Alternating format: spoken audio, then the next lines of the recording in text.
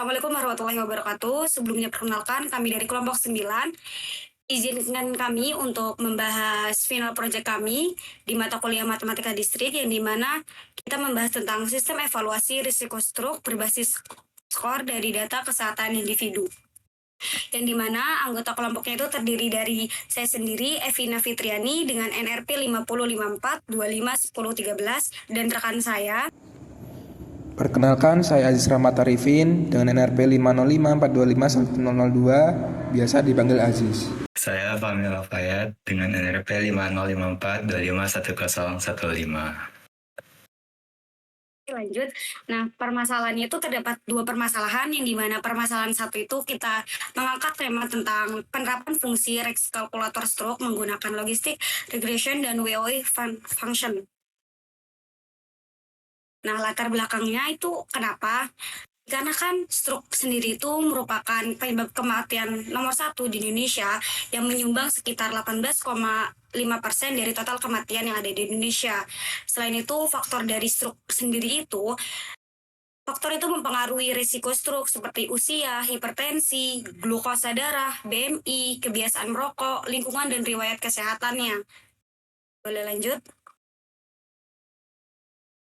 Nah, referensinya itu kita ngambil dari Kaggle yang digunakan untuk analisis di final project kita ini. Modelnya juga kita menggunakan model logistik regression plus WOE yang dibuat untuk memprediksi risiko stroke. Nah, tujuannya juga kita tuh yang pertama untuk mengimplementasikan fungsi matematikanya, terus yang kedua menunjukkan bagaimana fungsi matematika dapat digunakan dalam konteks kehidupan nyatanya. Yang ketiga itu untuk menghasilkan output berupa probabilitas stroke dan kategori stroke-nya itu sendiri. Manfaat yang bakal kita dapatin itu jika kita akan menjadi sebuah alat edukasi dan eksplorasi faktor risiko stroke. Terus kan bisa digunakan sebagai fitur awal scanning kesehatan sebelum konsultasi medis. Nah, yang terakhirnya itu untuk meningkatkan pemahaman tentang penerapan fungsi matematika dalam data science. Seperti itu. Deskripsi datasetnya bisa kalian lihat juga dan akan dijelaskan oleh Aziz. Nah, untuk deskripsi dataset, jadi di sini ada beberapa fitur, ada gender, umur, hipertensi, penyakit jantung, apakah juga pernah menikah, jenis pekerjaan, tipe tempat tinggal, sama glukosa. Tapi ini itu gender itu nanti fiturnya itu keterangannya itu kategori. Nah, untuk umur ini nanti tipe datanya itu berupa numerik. Nah, hipertensi yang 0101 ini tipe datanya itu boolean atau binary. Itu hanya ada true atau false. Kalau 0 itu false, kalau 1 itu true, ya gitu. Nah, sama halnya dengan ini glukosa. Jadi ini dataset yang harus kita siapkan itu adalah sedemikian rupa, mulai dari gender dan sebagainya. Nah, ini selanjutnya adalah penjelasan fungsi dan input atau variabel yang digunakan. Oke, lanjut. Nah, yang pertama itu nanti ada yang namanya itu fungsi kalkulator. Nah, di dalam fungsi def-calc ini, nah fungsi calc ini itu adalah fungsi utama perhitungan resiko stroke. Tapi sebelum masuk ke sini itu nanti ada yang namanya itu mengimpor beberapa library yang dibutuhkan seperti math itu nanti dipakai untuk menghitung fungsi exp itu sigmoid pada logistic function. Nah, lalu ada import flex, framework wrap, render template menampilkan HTML, sama nanti request mengambil data dari from. Nah, lanjut, nanti kan ada beberapa parameter model logistik, ada koefisien ya, setiap input variabel dipakai itu memiliki koefisiennya masing-masing. Misal umur, age umur ini besarnya itu 0,9, glukosa sekian, dan misalnya yang apakah sudah pernah menikah, ever married, hypertension itu bisa positif ataupun negatif dari koefisien itu sendiri. Itu didapat dari hasil pelatihan model dari Kaggle. Nah, dan juga ada intercept. Intercept itu nanti digunakan untuk menghitung nilai akhirnya total nanti, resiko stroke-nya. Ya, jadi secara simpel fungsi def paling itu udah langsung dari beberapa sebelumnya kan udah ada fungsi. Tapi yang paling umum inti itu ini.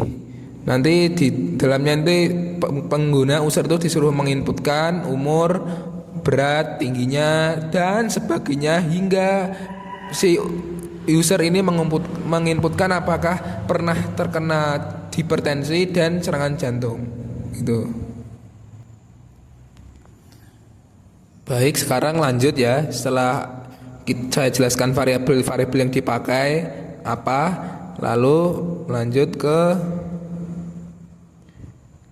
proses perhitungan dalam fungsi. Jadi nanti kan dihitung indeks massa tubuh kita itu berapa dan rumus ini berat dibagi dalam kurung tinggi per 100 dipangkatkan 2 dikuadratkan. Lalu setelah kita hitung indeks massa tubuh, lalu kita lakukan itu binning itu intinya itu pengelompokan. Jadi variabel itu tidak hanya sekedar ini bobotnya sekian 0,2, bobotnya min 0,001, bukan, tapi itu nanti dipecah lagi, dikelompokkan lagi. Misal umur kategori umurnya muda, umurnya tua, umurnya remaja, atau umurnya itu dewasa dalam rentang usia sekian, itu nanti memiliki bobot masing-masing, memiliki nilai W-nya itu masing-masing berbeda.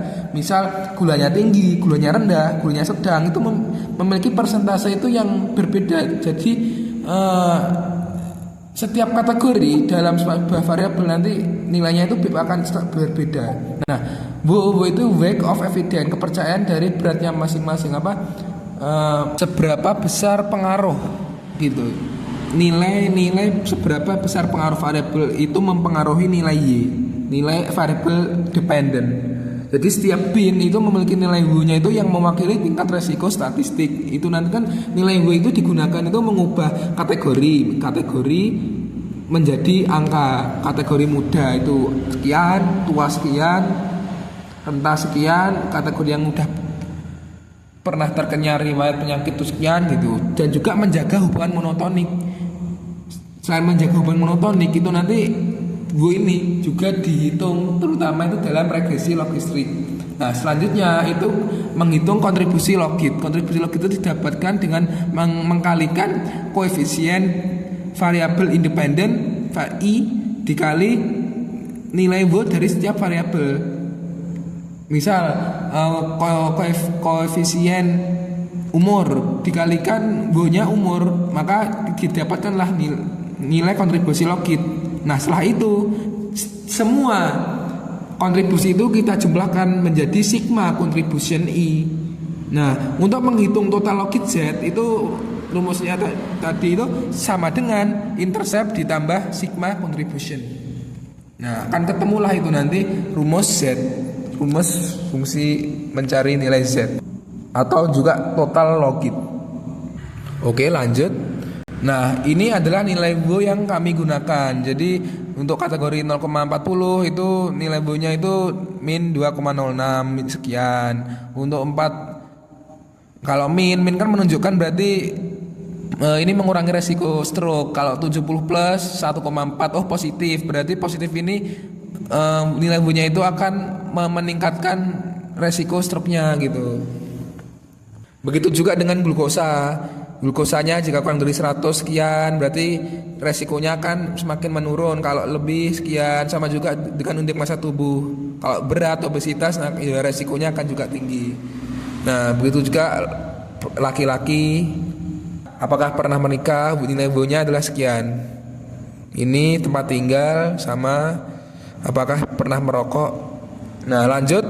Nah, ini untuk hitung nilai sigmodnya atau P disimbolkan dalam P. Jadi, nah kan tadi kan udah diketahui ya E-nya itu berapa, nilai Z-nya berapa. Nah nanti dimasukkan ke dalam rumus P. P sama dengan 1 per dalam kurung 1 plus Euler dipangkatkan min Z gitu. Ini adalah koefisien yang besarnya itu bilangan Euler ini adalah bilangan Euler yang kalau besarnya itu 2,718 sekian gitu. Nah, untuk outputnya nanti itu langsung berupa muncul kategori resiko. Jadi setelah dihitung dengan fungsi itu outputnya resiko, misal 0 kurang dari 10% itu nanti resikonya rendah, 10 hingga 45% itu sedang, kalau lebih dari 45% itu nanti resikonya tinggi, risiko terjadinya stroke. Namun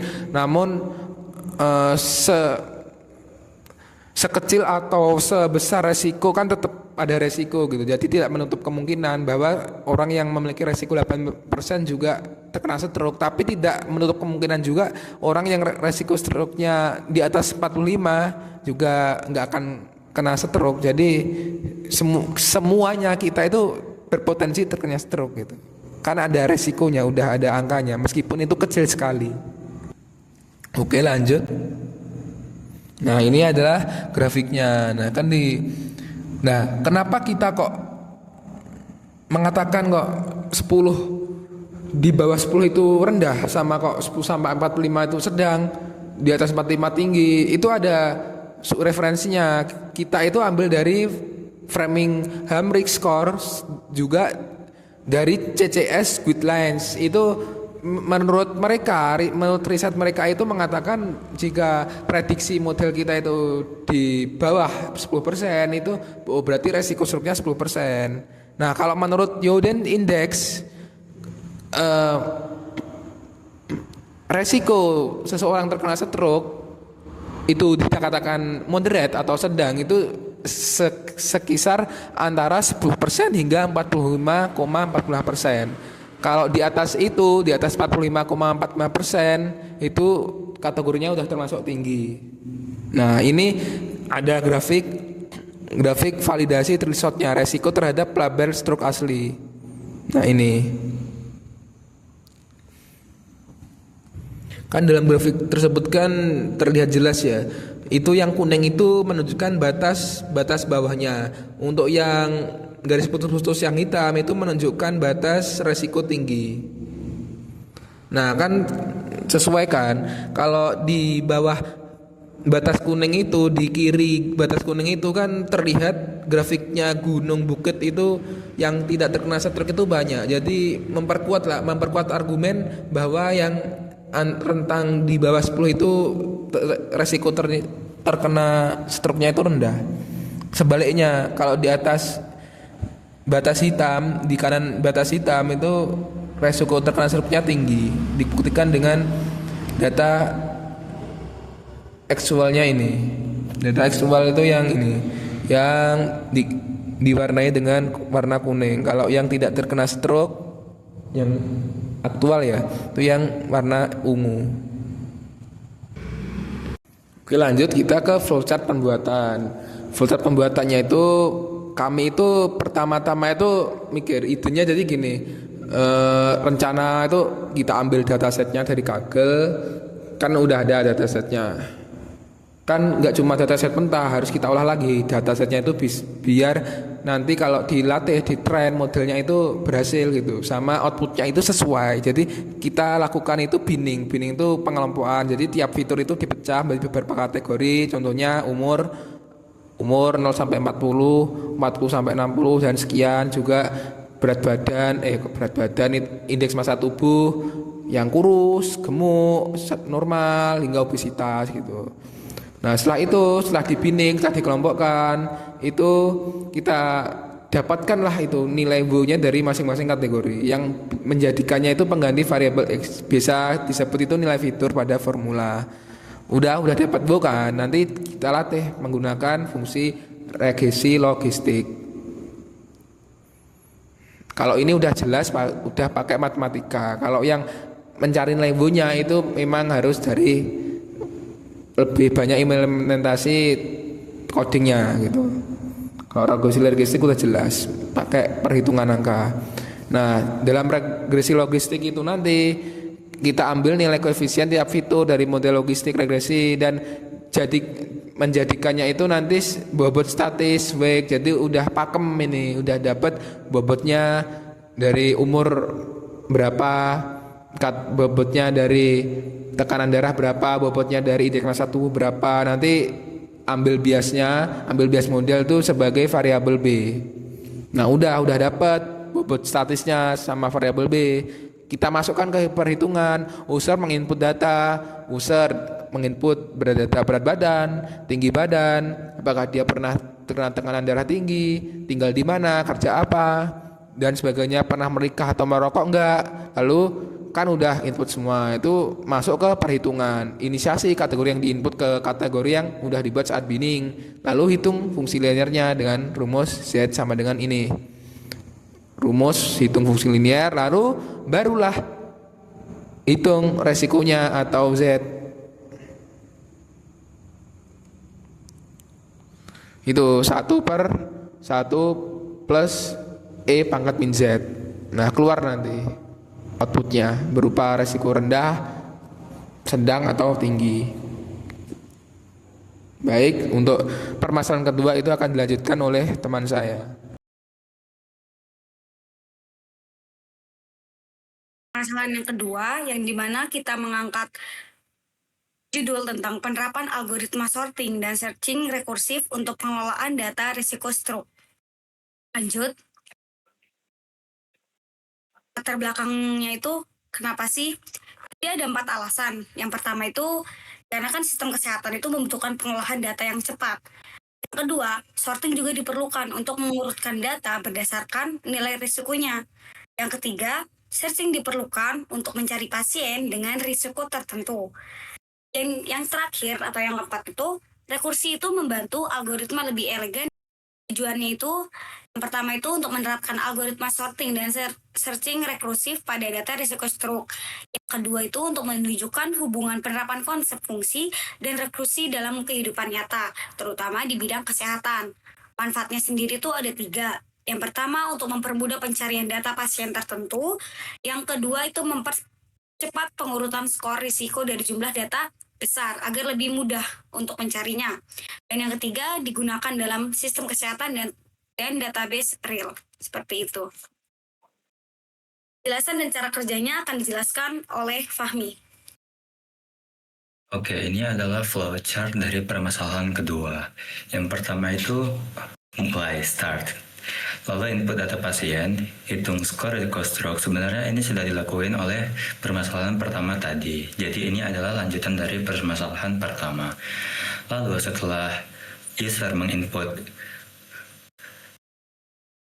menginput datanya, skornya itu bakal disimpan. Setelah disimpan, ini adalah panel admin. Nah, di panel admin kita bisa melakukan sorting score. Jika kita melakukan sorting score, maka kita melakukan merge sort. Lalu menampilkan data pasien. Jika tidak, kita bisa melakukan searching. Kalau melakukan searching, kita melakukan linear search. Lalu menampilkan data pasien. Kira-kira seperti itu. Ini adalah hasil pengujiannya. Mungkin ini kurang detail ya, saya langsung ke aplikasinya aja, langsung ke webnya aja. Nah, ini adalah panel admin yang saya bilang tadi. Nah, di sini kita bisa mengurutkan berdasarkan risiko seperti ini. Ini dari yang paling tinggi ke rendah, kalau ini dari yang paling rendah ke paling tinggi. Ini kita bisa urut dari umur juga, dari yang paling tua ke muda dan sebaliknya. Lalu kita bisa searching di sini. Misalnya kita mau cari Fahmi. Belum diklik. Nah, bakal muncul di sini. Jika tidak ada misalnya ayam, maka dia tidak akan menghasilkan apa-apa. Lalu untuk contoh hasil pengujiannya tadi itu bisa dilihat juga di panel admin.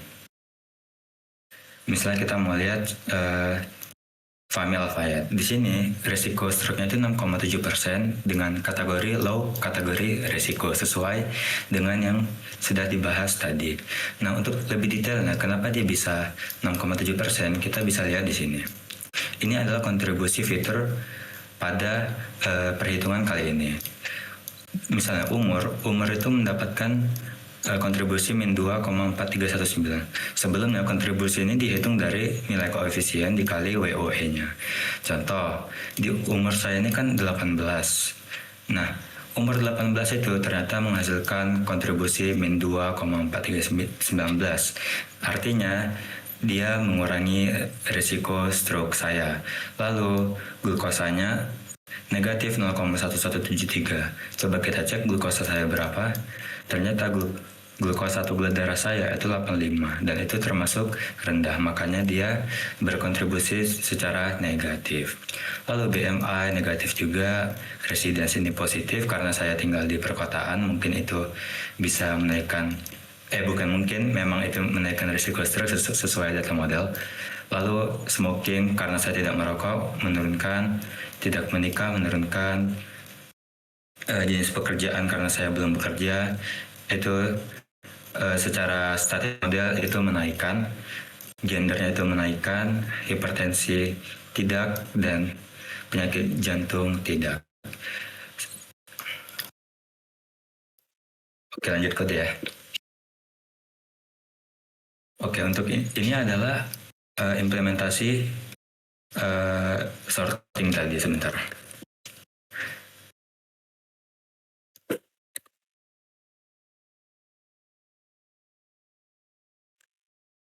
Nah ini, untuk kode fungsi shortnya itu ada sebagai berikut. Ini merge short biasa, template, lalu ini adalah fungsi search-nya. Nah fungsi ini bakal dipanggil ke file utama yaitu app.py, bakal di import from utils, import search and merge short. Lalu ketika ada request untuk short, maka dia melakukan merge short. Jika ada request untuk Jika ada request search, maka menjalankan fungsi search yang tadi. Iya ya. Oke, ini adalah demo aplikasi yang sudah kami buat. Untuk linknya bisa diklik di sini dan bisa diklik juga di deskripsi, nanti ditulis. Yang pertama, jika kita ke link ini, kita bakal disajikan beranda aplikasi. Ini isinya adalah backend aplikasi, tim pengembang, dan segala jenis yang sudah dijelaskan oleh Aziz tadi. Lalu setelah baca ini semua, kita bisa melakukan start calculation. Nah, di sini kita bisa input nama, misalnya namanya Muhammad Arhan. Jenis kelaminnya pria, usianya itu 36, tingginya itu 170, beratnya misalnya 64, gula darah rata-ratanya itu misalnya 120.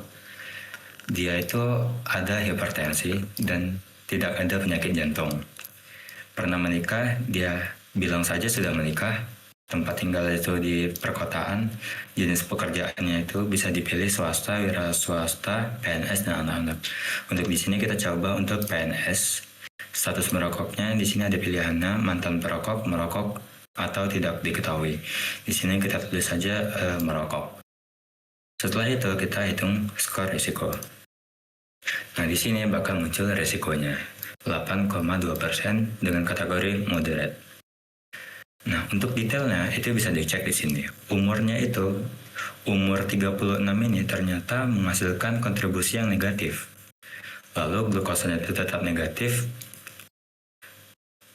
BMI-nya itu negatif, tempat tinggalnya itu positif karena di perkotaan, smokingnya karena dia merokok maka dia menghasilkan kontribusi positif, pernah menikah menghasilkan kontribusi positif, jenis pekerjaannya PNS ternyata menghasilkan kontribusi negatif. Untuk gendernya menghasilkan positif, hipertensi positif, dan penyakit jantung negatif. Untuk disclaimer aja, hasil-hasil ini adalah pure dari model kami. Jadi data-data di sini adalah hasil dari rumus matematika yang didapat dari model kami, dari data yang ada di Kaggle tadi. Untuk linknya bakal kami sediakan nanti. Lalu di sini ada panel admin. Nah, di sini kita diminta password, kita tinggal masukin passwordnya. Lalu di sini ada data-data inputan pasien yang sudah mengisi tadi. Seperti kita tadi baru mengisi Muhammad Arhan, bakal muncul di sini. Jika kita klik, maka keluar risikonya. Sepertinya ini ada bug ya. Ada ketidaksesuaian antara yang tadi sama yang di admin. Tadi di sana soal moderate, di sini low. Seharusnya memang low ya, karena di bawah 10% itu harusnya low. Lalu di sini kita bisa mengimplementasikan sorting, lalu searching, misalnya kita mencari arahan. Jika tidak ada, maka tidak masukkan apa-apa. Mungkin setelah sudah selesai dengan admin dashboard, kita bisa logout untuk keluar dari admin dashboard. Dan kita bakal mintakan login lagi untuk ke sana. Mungkin sekian saja demo aplikasi yang sudah kami buat. Terima kasih. Oke, kalau udah mah langsung kesimpulan ya. Ya. Nah, jadi kesimpulan final project kelompok kami itu, dari kedua permasalahan yang dibahas dapat disimpulkan bahwa penerapan WOE dan logistic regression itu permasalahan 1 digunakan untuk membantu menghitung risiko stroke berdasarkan data pasien yang kita ambil dari Kaggle. Nah, di permasalahan kedua, pengguna MedSort dan Linear Search memungkinkan proses pengurutan secara pencarian data pasien dilakukan secara lebih cepat dan efisien, yang dimana ngebantu untuk tim medis dalam mencari data pasiennya. Secara keseluruhan, integrasi model prediksi dan algoritma komputasi dasar menghasilkan sistem yang lebih sistematis, efektif, dan mendukung pengelolaan data secara optimal. Mungkin hanya itu yang dapat kami sampaikan dari kelompok kami. Kurang lebihnya kami mohon maaf. Wassalamualaikum warahmatullahi wabarakatuh. Butuh demo aplikasinya nggak?